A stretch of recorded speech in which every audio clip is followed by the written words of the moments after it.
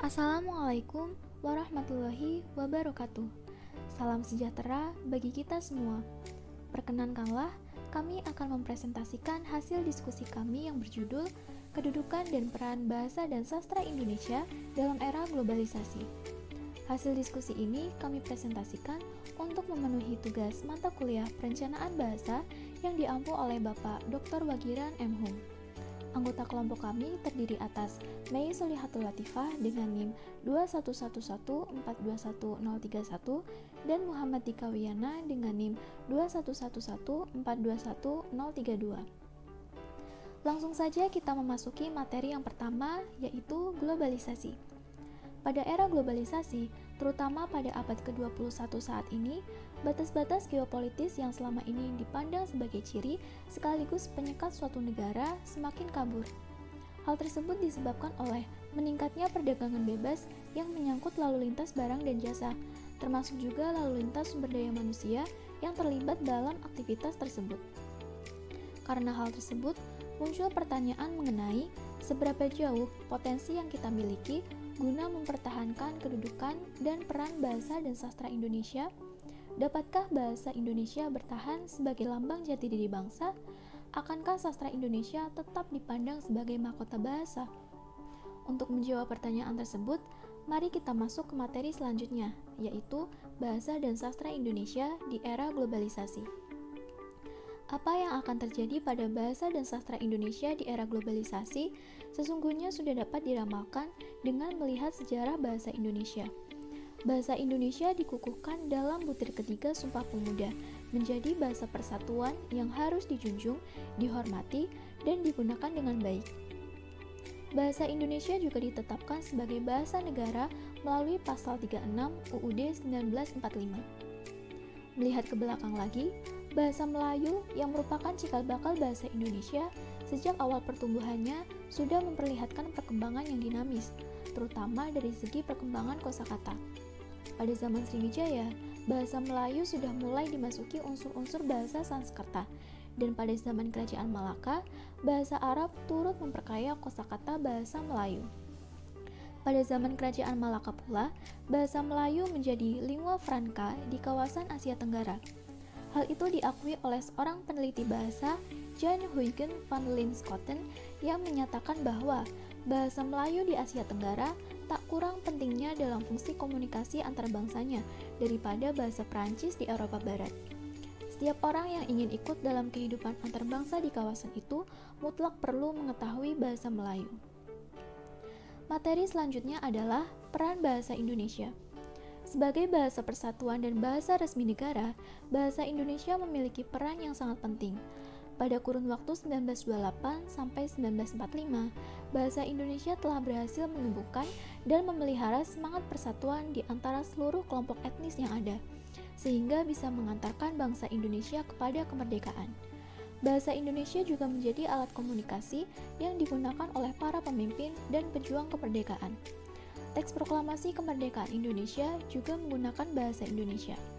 Selain itu, bahasa Indonesia juga digunakan dalam UUD NRI 1945. Setelah kemerdekaan hingga sekarang, peran bahasa Indonesia semakin menonjol dan dominan.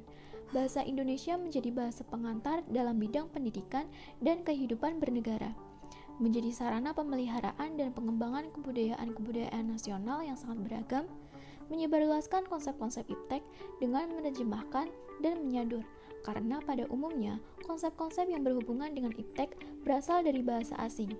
Dan yang terakhir adalah meningkatkan dan mengembangkan bidang-bidang iptek melalui penulisan buku teks dan karya-karya ilmiah di lembaga pendidikan tinggi, seperti skripsi, tesis, dan disertasi.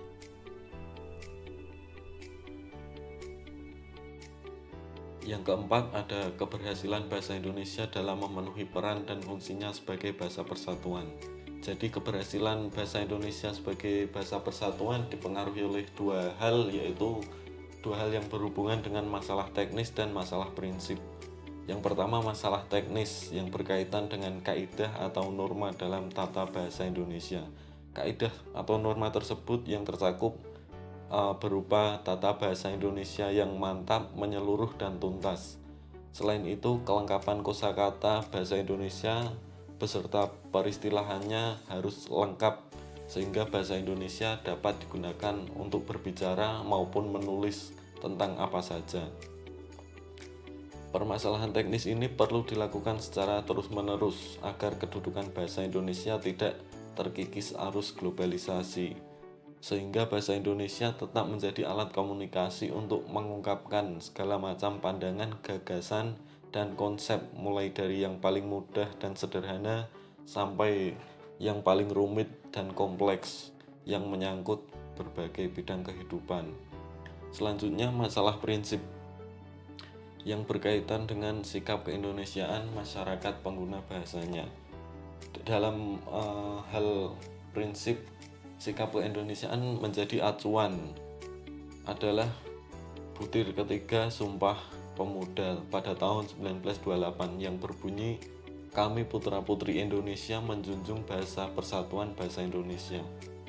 Makna menjunjung di sini dilandasi oleh sikap keindonesiaan yang mengisyaratkan bahwa semua warga Indonesia diharapkan dan harus menghormati, memelihara, dan menggunakan bahasa Indonesia secara baik dan benar. Sikap keindonesiaan di sini tidak berarti kita harus menutup diri dari pengaruh bahasa asing. Masyarakat pengguna bahasa Indonesia harus cermat dalam menerima bahasa asing agar bahasa Indonesia tidak kehilangan identitasnya. Hal-hal positif yang bisa didapatkan dari bahasa asing perlu dimanfaatkan sebagai upaya untuk memperkaya kosakata maupun peristilahan bahasa Indonesia. Jadi kita harus tetap berbuka tetapi selektif, terbuka dengan tetap terbuka dengan pengaruh positif yang menguntungkan citra bahasa Indonesia sebagai lambang jati diri bangsa. Yang kelima adalah pembinaan dan pengembangan bahasa atau sastra Indonesia. Pembinaan dan pengembangan bahasa dan sastra Indonesia secara garis besar dibagi menjadi dua, yaitu yang pertama, upaya pembinaan yang berkaitan dengan masalah sikap keindonesiaan. Yang kedua ada upaya pengembangan yang berkaitan dengan masalah teknis kebahasaan atau kesastraan.